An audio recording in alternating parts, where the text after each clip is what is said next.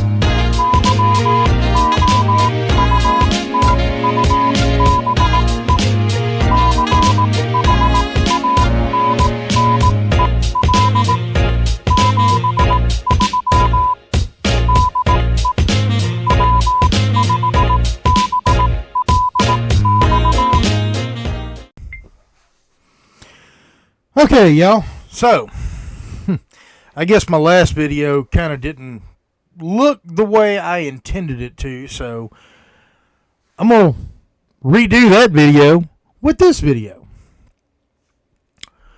This is a response to Tank Nation and their video, Radio Communications with Joe Tucker.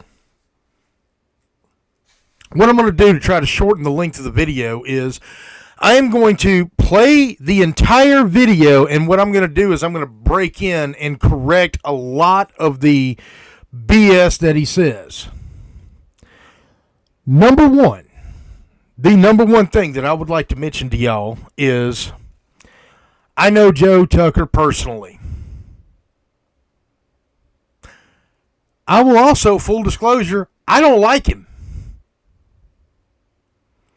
I honestly think that he is the worst person for Tank Nation, and I don't know Tank Nation. Never met this man. I understand from what I've seen on his videos, it looks like he's a truck driver.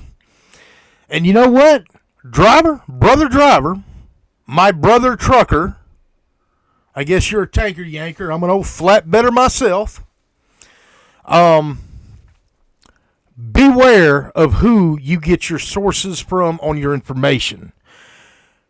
Because I have found about 20 different things, and I'm going to be going through individually what he says that is just inaccurate or babbling on, and there's a lot of different things in this. This video is going to take me a while. It's probably going to take me longer to actually produce it than it will be to make it. So y'all, be careful what you're doing. Be careful who you get your info from. Anyway, we're going to get started. All right, y'all. So the first thing I want to mention before we even go anywhere is alcohol doesn't mix with ham radio. It doesn't. We are required to conduct ourselves with a level of decorum, a level of professionalism. It is my personal opinion that alcohol takes away from that. You see any alcohol on this radio desk behind me? No, and you won't. Not to mention, alcohol makes you do things like hook your radio up to 24 volts, which this man has done. 12-volt radios. Every one of these right here, 12 volts. Every one of them on this desk. Doesn't matter if it's this cheap Chinese radio, this GMRS rig I use, or, this cheap truck stop CB that I paid like $50 for. this, fairly expensive, at least for me, because, I work for a living, unlike some people.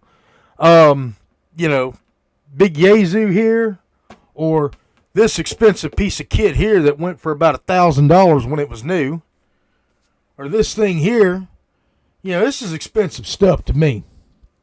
So I take care of my equipment, and alcohol would definitely interfere with that. Not to mention, I also want to give valid and accurate information, which he does not. Oh, looky here. Welcome back to another episode of Tank Nation. It is I, Mr. K31. So y'all know what? Y'all know who I am. I come out to the beach to get some fish videos, right? And this young man, he was minding his own business, and I said, you know what? And I seen that handy-duty antenna there. I said, you know what? I am not going to bother this young man. But guess what I did? We're going to bother him anyway. Hello, sir. Tell us your name. Welcome to Tank Nation, and tell us about this crazy I Am Legend setup you got here. Hey, thanks for interviewing me. My name is Joe, and I guess this is a Tank Nation. I hadn't heard of it, but I am going to hear about it. Here we go. And I just decided I was going to come out here and go fishing myself. And there's my poles sitting right there. Awesome. And I'm a local here in Biloxi, and I'm also a ham operator. And one of the things we do as a ham operator is we go ahead and we talk all around the world. We also help out when there's hurricanes. Oh. We provide communications when, we'll say we have a situation, where the Gotcha. crap hits the fan. Okay. Yeah, we go ahead and do that. We can send emails out with no internet. Really? Yes, with no internet whatsoever. What we do is we go ahead and get on here. We have programs that run and operate our radios. Okay. And it's pretty cool. You can go ahead and send an email to anybody out there. Okay. And you don't need the internet. So, I know I know enough about comms to be dangerous. So what about the your VHF or something? Okay, so he's talking about sending email. You know what? Yeah, you can send email. You absolutely can. He's right on that. Not really familiar with how WinLink works, but I think it's text only. I don't think it's email like we all get our business emails or whatever. I don't think it's any of that. But I do think it's text only. Thought I'd throw that out there to you. In that category, which is okay. Well, this is HF right here. Okay. But we can do it on VHF as well. Okay. Explain to the viewers what that means. So okay, when you're talking HF, you're talking shortwave radio. Okay. And that's in the lower bands. That's like from like 2800. Okay, let me stop right here. 2800. 2800 what? 2800 what? What is 2800? Are we talking 2800 megahertz, which is in the high UHF band? Are we talking about 2800 kilohertz, which is about the 120 meter band, which is not a legal ham band? 2800 what? See, this guy does not know what he's talking about. Let me go ahead and help you out here. He's talking about, I think he's talking about 28 megahertz or 2800 kilohertz, which is the bottom end of the 10 meter band. Technician class operators have the option to operate in the 10 meter band from 2800 or 28,000. Yeah, you got me saying it now because I'm so irritated with this dude. From 28 megahertz to 28.3 megahertz, digital modes. PSK31, CW, which is Morse code. Radio teletype. FT8. Sorry, I don't like FT8. Slow scan TV. Things of that nature. And from 28.3 to 28.5 megahertz. Technician class operators can operate in the phone portion, which is upper sideband, single sideband, talking.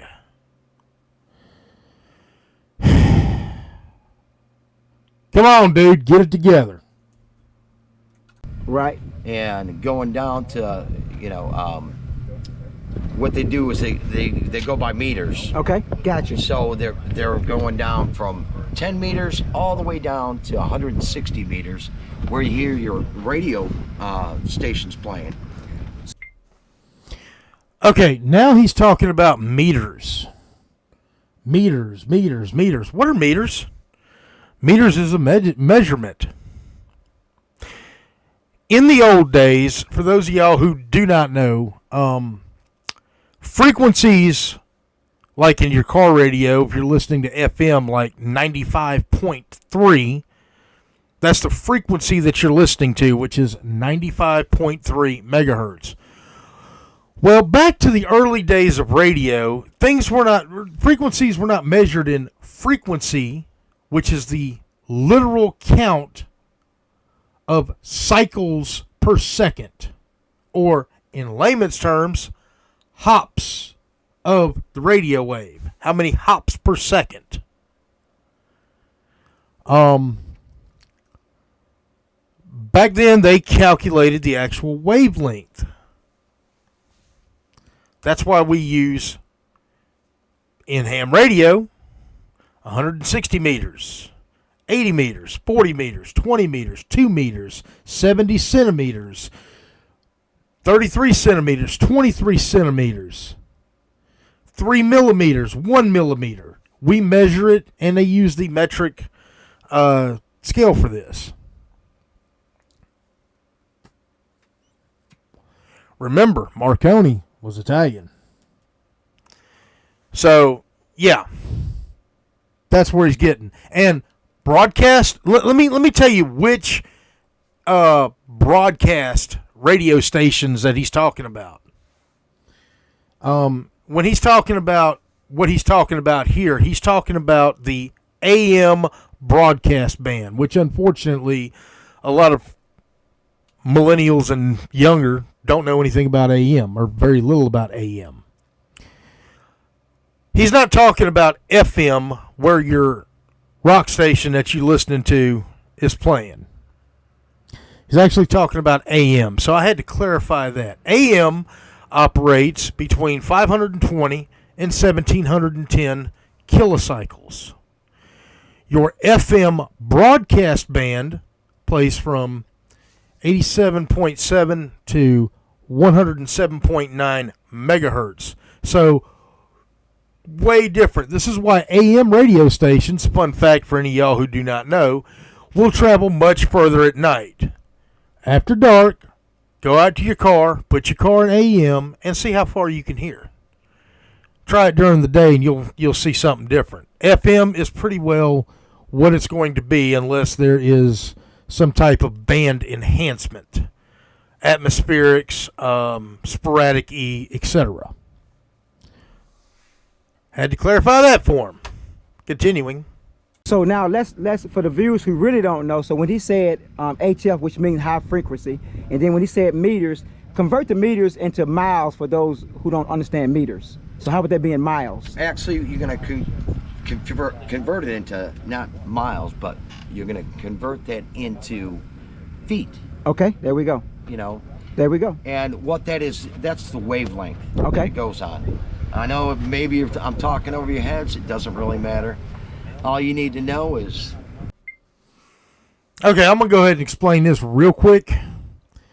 Where he's talking about UHF and VHF versus HF. Yes, we as hams have privileges in the HF as well as VHF and UHF spectrums. Just going to throw this out there. HF is global, potentially, depending on conditions. VHF and UHF are what's known as line of sight, very local. Not going to go more than about 50 or so miles. And I think that's what the gentleman was really trying to ascertain. You can talk all around the world. So there it is. And that's the cool thing about it.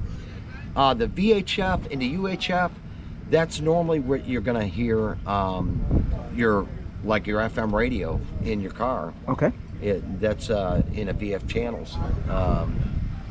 And your UHF is way up there in frequency ranges and that. We also do satellite. No, you're going to convert it into frequency. Work. I've talked to using the repeater on the ISS. Okay. You know what the ISS is, right? We don't know. International Space Station. What? Yeah, what? Yeah, we can talk to astronauts too. What? Absolutely. Once you get your license. Y'all hear that? That's why I'm trying to get. Okay, theoretically, you can talk to astronauts. You're not going to do it every day. It does take a little more than what he's talking about to be able to just, hey, what's going on up there in the clouds? Yeah, no. It takes more than just what he's trying to portray it as. Theoretically, he's right. He's wrong, dead wrong in practice. I've been a ham for 15 years. I've played around with satellites. I still have yet to talk to an astronaut on the air. Mr. Tank Nation over here. Hey, we're going to work on it. We're going to make it happen. License. We're going to make it happen. And once you get that license, you can go ahead and talk all around the world. You can go ahead and set up a little 2-meter antenna, a 440 antenna. Boom, you get. So this antenna. No, it doesn't work that way. It doesn't work that way. First off, there are 3 classes of licenses: technician, general, and extra.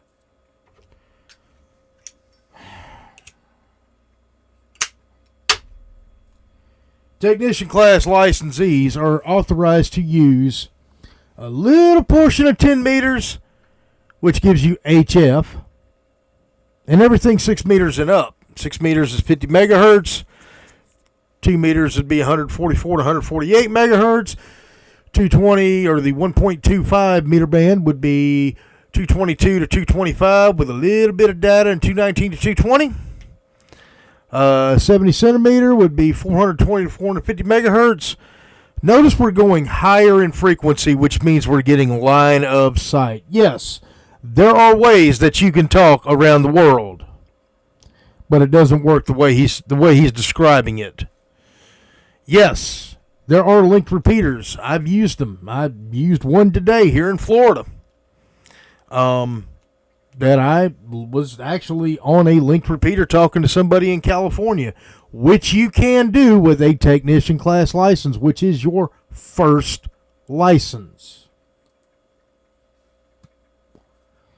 General and extra are the only bands that really allow you to play around with HF in a meaningful way, like what he's talking about doing. So it's a little bit more involved. You do have to take a little bit more of a test and another test. What do you expect? The guy couldn't pass extra. Antenna here. Which one is this one now? This is the HF antenna. Okay. We're talking. You're going, like I said, in the lower bands, 10 meters all the way down to 160 meters. Okay. And like I said, I know you don't know what I'm talking about. It doesn't really matter. All you need to know is once you get on. So with this, he keeps saying it doesn't matter. It doesn't matter. It doesn't matter. It does matter. That's why it's a test question. This is the mentality of people who get their license by studying the test and don't bother to learn any theory behind it. This is Joe's mentality. He doesn't care about learning the theory or teaching the theory, yet this guy has probably very little idea, if any idea, what ham radio really is, and I would venture to guess that most of his listeners are the same way. Hell, that's the story of the general public. It doesn't matter. It doesn't matter. It doesn't matter. It does matter. It's a test question. You need this knowledge to be able to pass the test. You have to pass the test to qualify to get a license. Stop saying it doesn't matter. We can actually go global. What you telling me? We definitely can. I was telling you earlier, we were talking to Switzerland. Right. And right while you were back in your truck looking for gear and that, I made a contact into South Pacific, a little island. Wow. In the South Pacific, and it was pretty cool. I mean, the guys.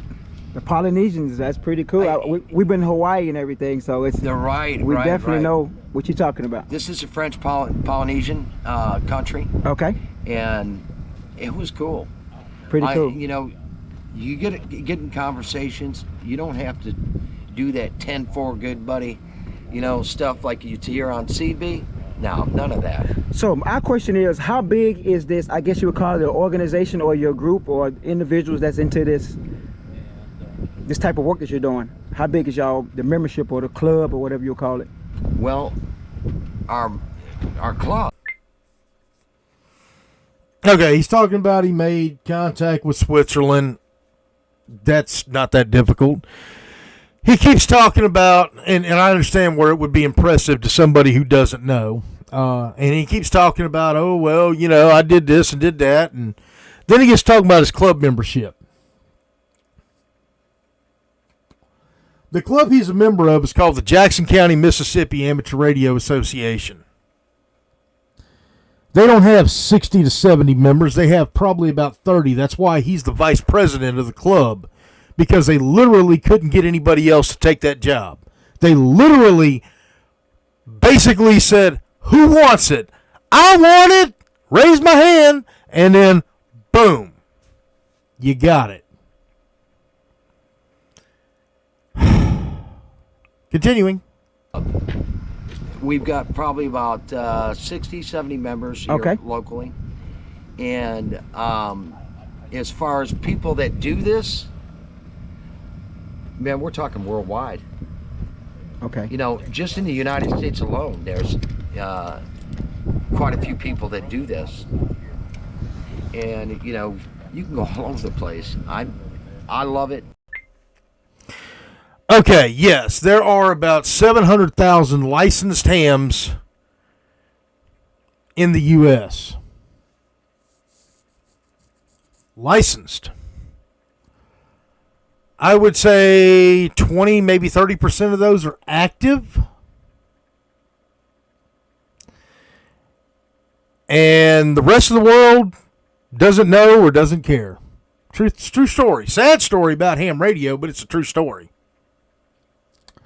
I've got guys that I work with. They know I'm a ham operator. Yeah, okay, it's pretty cool. And yes, I fix our work radios because I have the knowledge to do it. Most of them not interested in getting their ham license. Is what it is.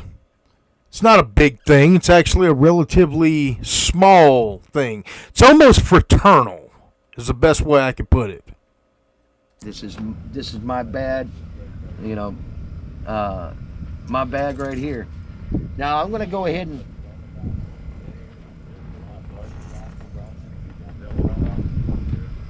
so your receiver there, what is that called exactly? Let my guy, let Tank Nation know what you got going on. We see your microphone and you got that. I guess it's called a receiver. This right here is a scope. Okay. Okay. And right now I'm gonna go ahead and tune in. We see all these lines. I don't know, maybe you can.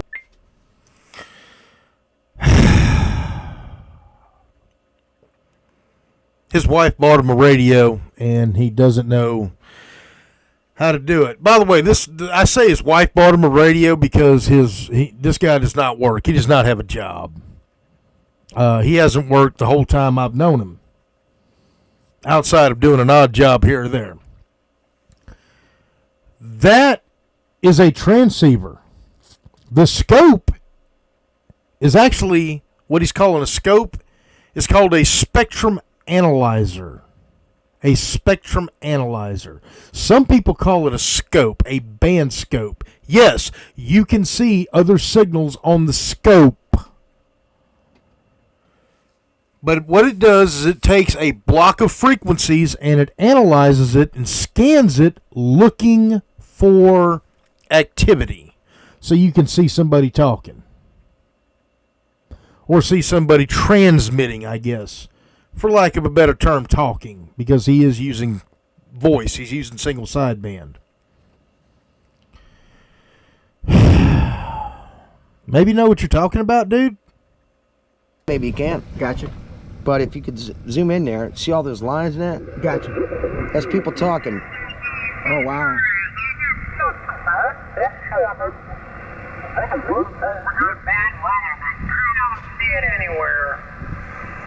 And you can fine tune the voices. That's so cool. Well, like I said, these are all on frequency. This right here, if you'll see the top display, this is the frequency we're on and we're listening to.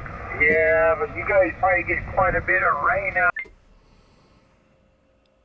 Okay, you don't fine-tune the voices, Mr. Tank Nation. You actually tune it in until you zero beat the frequency is actually what you're looking for. I'm surprised Joe didn't correct him on that since he, is ham of the year and knows everything and is God's gift to anything with an electron to hear him tell the story. Can you hear that? Yeah. Probably like a normal day. I don't even know where this guy is, but he could be anywhere. I mean, that's the way this works. Oh, wow. There are other facets of this hobby Okay. that is just absolutely incredible. I mean, you can never know it all. Gotcha. That's the beauty of it. It's always, you're always learning. So walk us through your setup you have here. I'm not saying it's a typical setup, but just give us a walk through your setup. So Okay. explain everything that we're Every looking at setup, you got to have a transceiver, here. Okay. which is a receiver and a transmitter. Okay. And this is my transceiver. This is a Yaesu. It's pretty good radio. Okay. This is what they call an FTDX10, and it's fairly modern. Okay. With these radios right here, you get this band scope, and you Okay. get this different meters that you can use, telling you how much. This throws out 100 watts Okay. alone.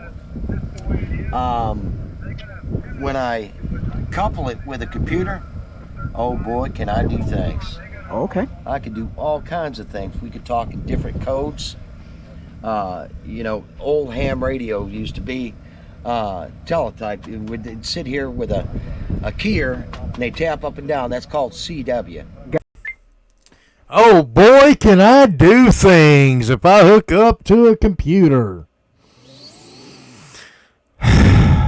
You know what? I could do things too. And there is a difference between radio teletype, which is actually using, in the old days, if you want to call it that, was using a printer. It was a whole big, huge unit that would take up half the floor space in an office building, hooked up to a radio, and the radio was nothing more than acting as basically like a computer with a modem. So I guess somebody doesn't know the difference between CW and radio teletype because a Morse code key, a CW key, a telegraph key, or a bug, or a bencher, a bug or whatever. I'm not a CW operator, so forgive me if my terminology is off. All that does is transmit Morse code, like you heard at the beginning of this video. Not radio teletype, which sounds drastically different. Different tones, different pitches. Carry on. Gotcha. Morse code. Gotcha. You used to be able to have to know Morse code. Years ago when I got my license, you had to go ahead and do that. But now, you don't. Years ago when you got your license, you mean what, 2020? Or 2021? I love it when people sit there and say that, oh, I've been a ham for X amount of years. No, you haven't. I have actively been a ham since 2008. Actively. Never let my license lapse, never gave it up. Never said, I'm just not going to renew it for however long. Dude, you just got your license. You are a brand new ham. What a liar. Don't have to even do it. So we got a transceiver. We got that. We got your laptop. What else you have you got going on here? Okay, you have a transceiver. This is a tuner. Okay. This is an automatic tuner, and it tunes it. I also have a tuner in my radio. This goes out and around and goes right up there, up through that antenna. This is the stuff that drives me crazy. You have an internal tuner and an external tuner in your radio. If that antenna is so bad that you need an external antenna tuner, all right, let's get into what an antenna tuner does. An antenna tuner lies to the radio and tells it that it has a perfect match. If I have to run an antenna tuner, my antenna is not working. My antenna should be tuned.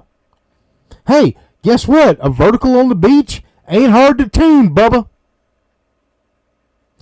Though I don't like vertical antennas for HF, and I'll be the first one to admit that unless I'm in a very limited space environment or on the beach like that where I actually don't have any trees or anything around me or anything that I could hook to get a dipole up high.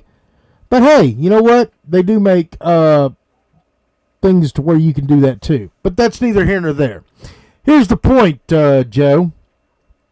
Your internal radio tuner, if it's anything like the FT450 behind me, which also is a Yaesu, you should be good for up to 3-to-1 SWR. If that antenna from the box or as assembled or as put up because either A, it was a piece of junk antenna to start out with, or B, because you didn't assemble it and you didn't deploy it properly, has better than a 3-to-1 SWR, you have a problem. And that goes to show that you really don't know what you are doing. And it also shows your ignorance when I see a radio with a built-in antenna tuner use an external antenna tuner to tune a vertical antenna. What kind of antenna is that? So I'll know to never buy it. Got you.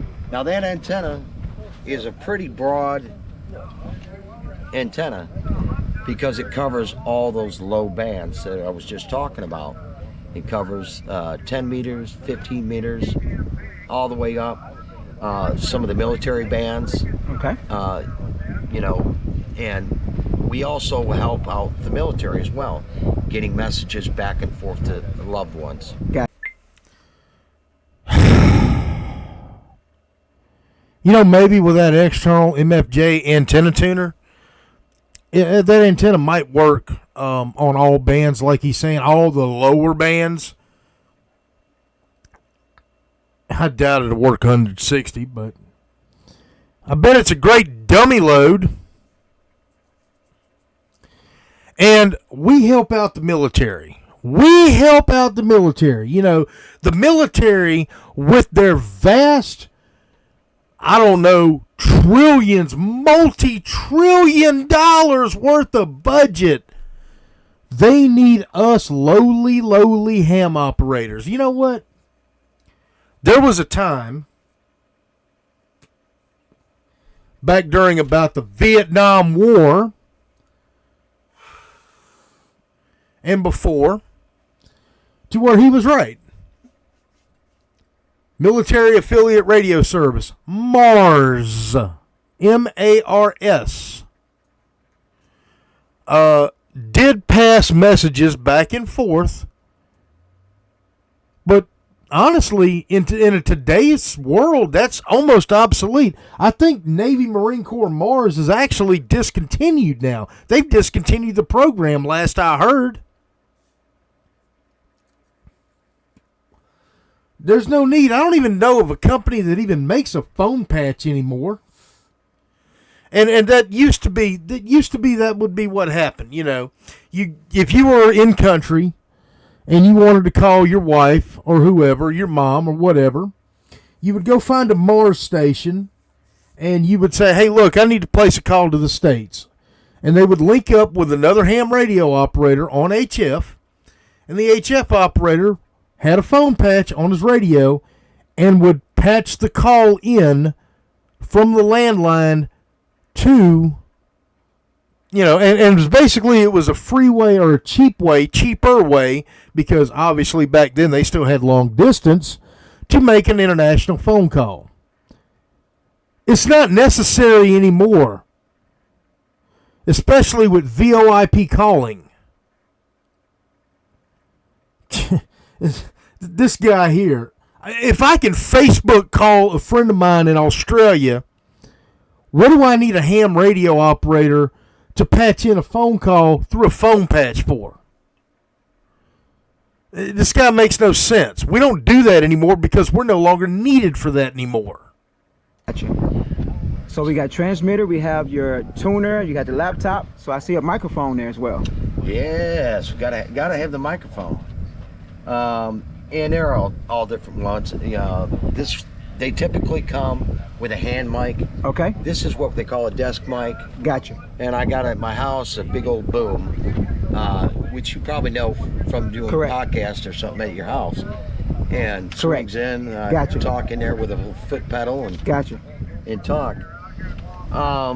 This is an absolute fun hobby, and I got you know, something good to get into, and there's no age limit.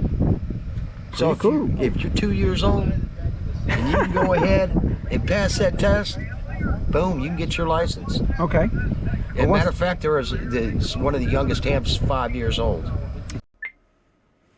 I'm just going to say that he looked really like a little too excited about the prospect of a 5-year-old ham. Like he had that little gleam in his eye, like he couldn't wait to talk to a 5-year-old.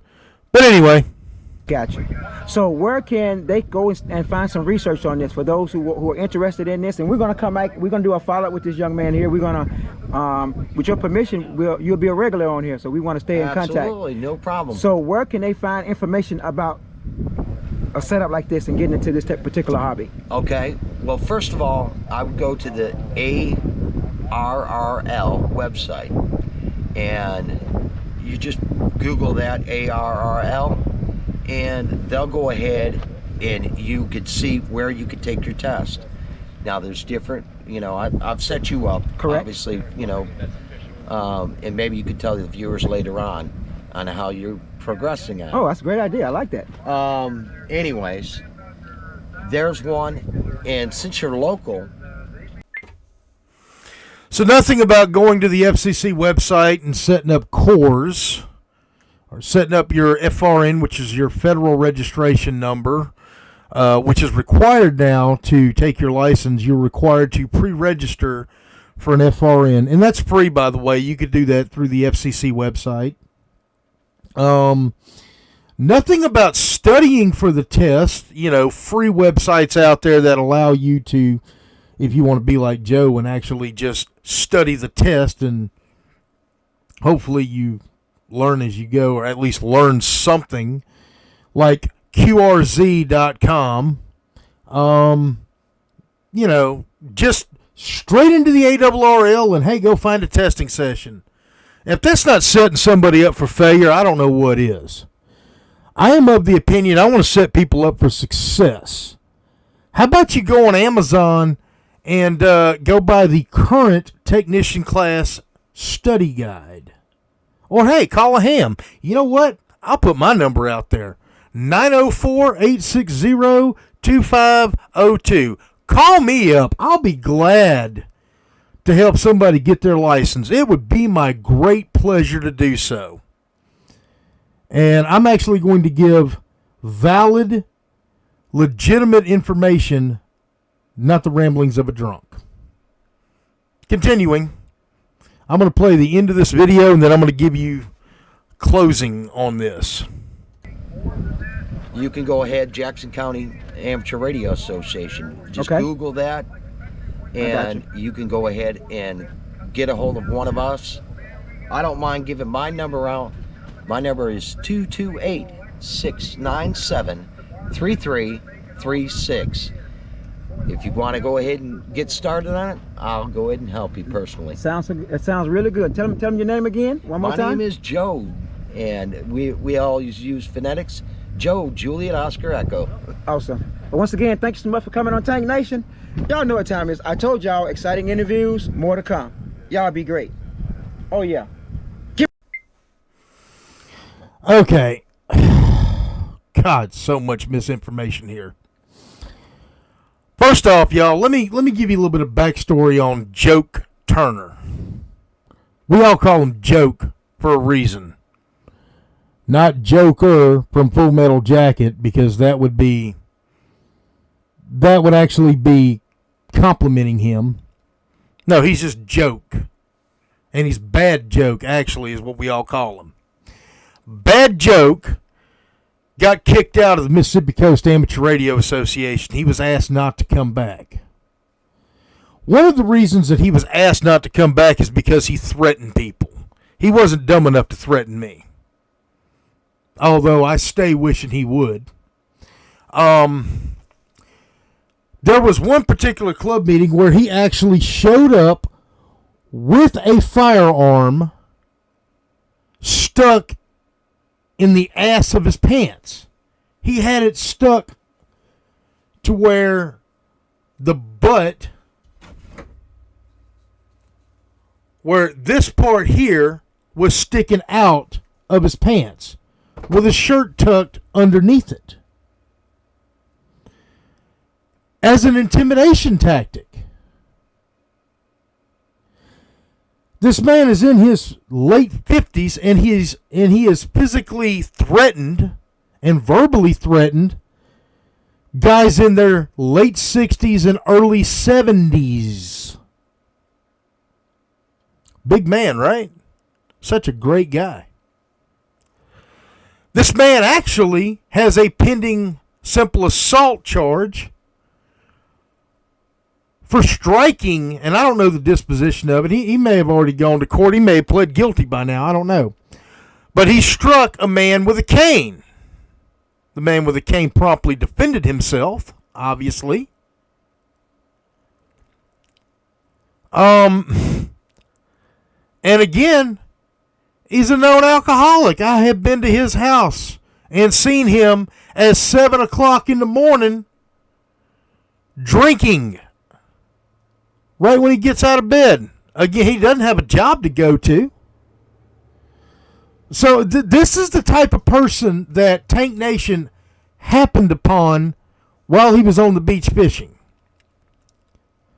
Again, Tank Nation, brother, I don't know you. I really don't. But you picked the absolute worst person in the world to get any information from on ham radio. This is not somebody that I would want associated with my channel. He doesn't have the integrity or the character worthy of coming on here, and I don't think he does you either, buddy. You are the company you keep. If you keep that as your company, brother, I don't know what to tell you.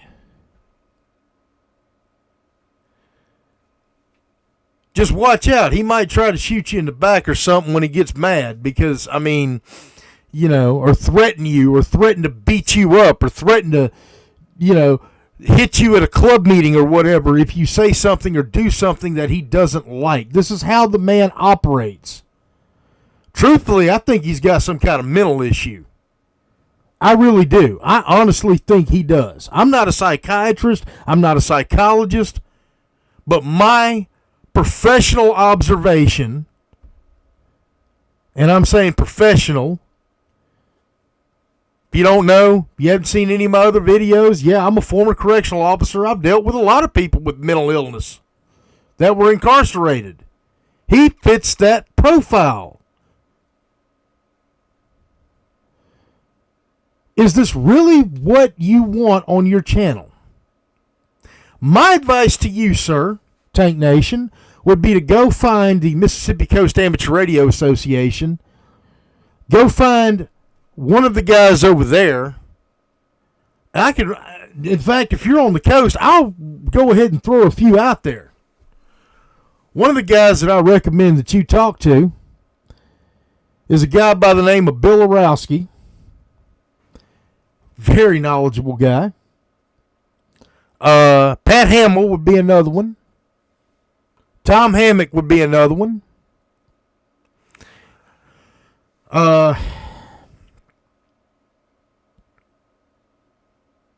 Jeff, what the hell is Jeff's last name? I can't think of his last name now. He'd be another one. Ben McMath would be another one.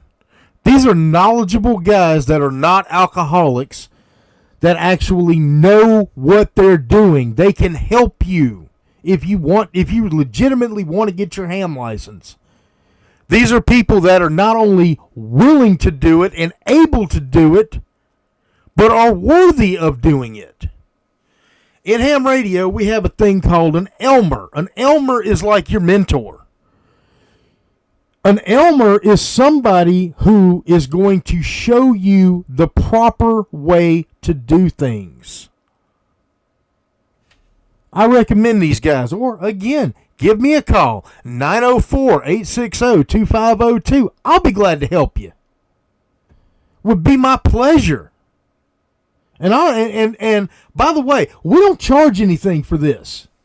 None of us want anything for this except for you to know the right way to do it, the proper way to do it. We have a lot of knowledge that we would be glad to impart with you, sir, and any of your viewers.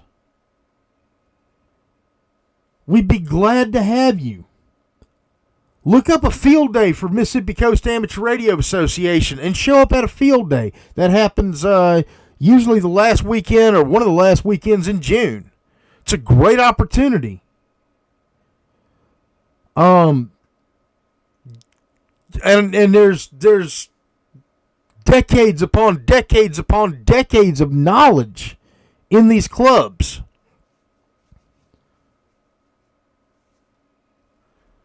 Y'all have a good day. 73 W5BLX.